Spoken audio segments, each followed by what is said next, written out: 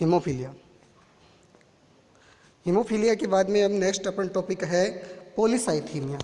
Polycythaemia के अंदर है polycythaemia is a condition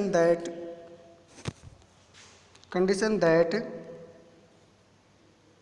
result in a increased level of the circulating red blood cells in the blood stream.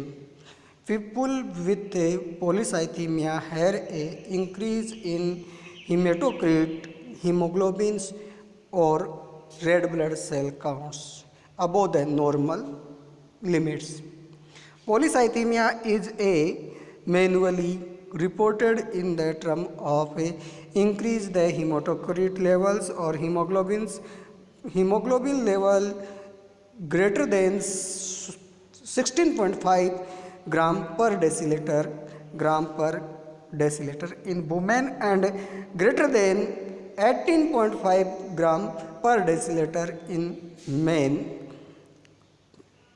suggest polycythemia in term of hematocrit value greater than 48% in women and 52% in women indicative the polycythaemia.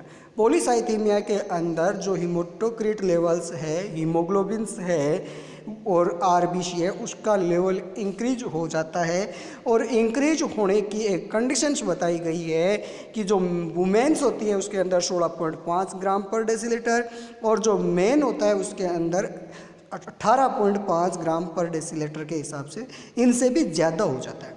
और कहा जाए कि इनका अगर haematocrit levels देखें, volumes देखें तो वो 48% इन वुमेन्स और 52% in mens. Polycythemia risk factors, polycythemia के रिस्क फैक्टर्स क्या क्या हो सकते हैं? तो some of the risk factors for a polycythemia including chronic hypoxia, chronic hypoxia, reduction in plasma volume और supplementally splenomegaly, long term cigarette smokings और family and genetic predispositions और लिविंग इन हाई एटीट्यूड्स और long term exposure to carbon monoxide और next है type of polycythemia. Polycythemia के अंदर अपन causes में पढ़ा कि कोजेज के अंदर तो सबसे पहले कि भी क्रोनिक हाइपोक्सिया था या वो सिगरेट स्मोकिंग करता है या फिर स्पिलोमेगाली हो जाता है, तो उस कंडीशन से ही जो ये पॉलीसाइथीमिया है उसकी कंडीशन प्रोड्यूस हो सकती है। नेक्स्ट है type of polycythaemia. Type of polycythaemia के अंदर है polycythaemia can be divided into 2 categories, primary and secondary. Polycythemia can result from the internal problem with the production of the red blood cells. This is termed primary polycythemia. If the polycythemia is caused due to another underlying medical problems, is removed to secondary, refer to secondary polycythemia. यानी कि polycythaemia को 2 भागों में divided किया गया है, जिसमें first है प्राइमरी पॉलीसाइथीमिया। ये फर्स्ट है जो रेड ब्लड सेल्स होती है उसकी काउंट्स बढ़ना, और अगर सेकंड है कि भाई अगर वो किसी दूसरी डिजीज़ या कोई मेडिकल कंडीशंस है उसकी वजह से होता है तो उसको प्राइमरी पॉलीसाइथीमिया कहेंगे। अब देखते हैं प्राइमरी पॉलीसाइथीमिया क्या होता है। Primary polycythaemia vera is known as the primary polycythemia. Is its cause is unknown. Polycythemia vera is a disorder of the proliferative bone marrow in which the myeloid stem cells stem have to esophagus normal control mechanism. It cause no much production of a white blood cells, red blood cells and platelets. The bone marrow is hypercellular and RBC and WBC or platelets count is the peripheral blood and elevated. The skin takes the ready to appearance from the build up of the cells.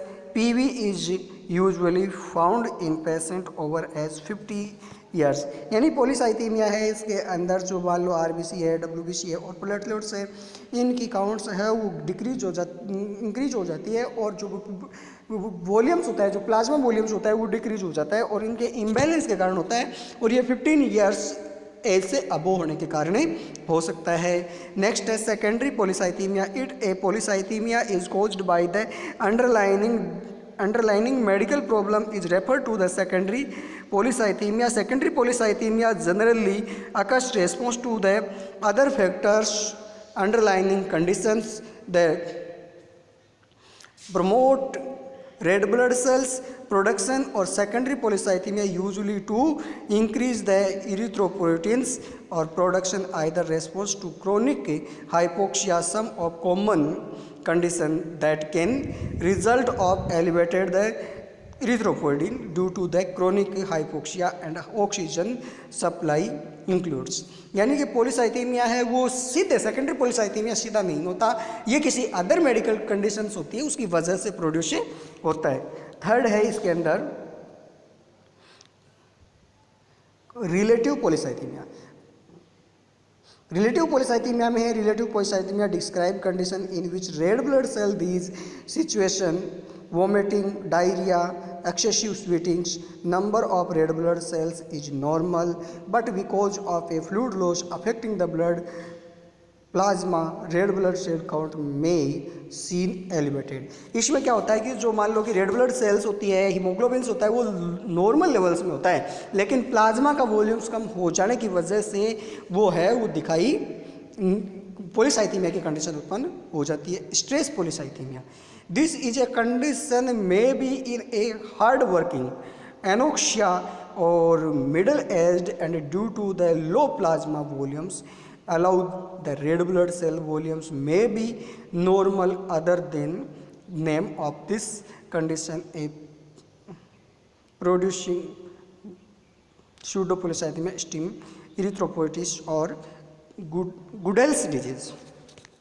अब disease की process के अंदर है polycythemia vera include the rapid uncontrolled cellular production and maturation which cause the hyperplasia of the bone marrow cells and replace the bone marrow fat, increase the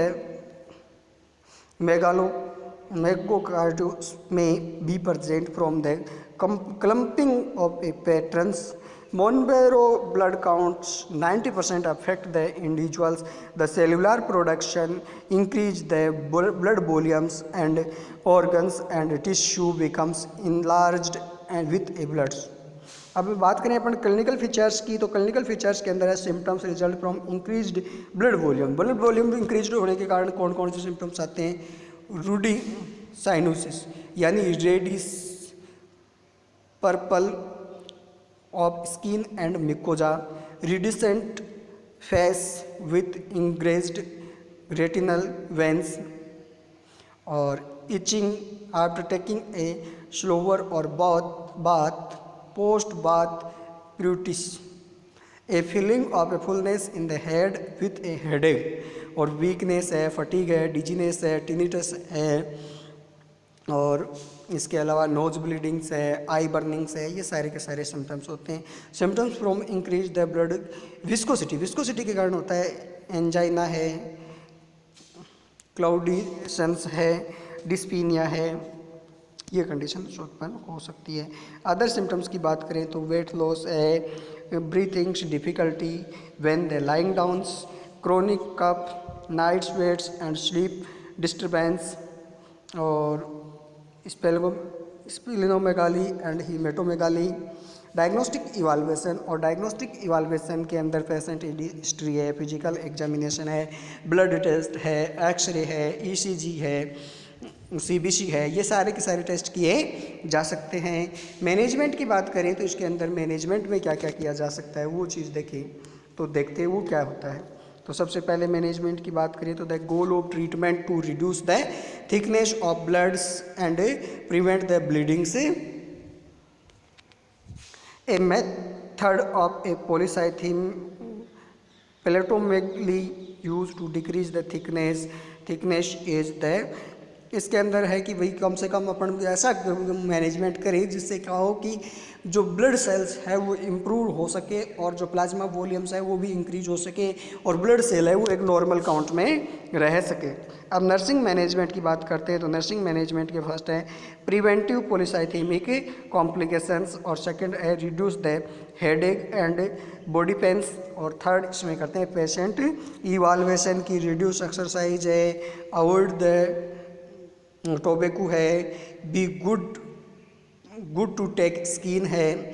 ये सारी चीज़ें करके अपन एक नॉर्मल लेवल्स में पेशेंट को ला सकते हैं और इसके अंदर अपन कर सकते हैं। Thank you.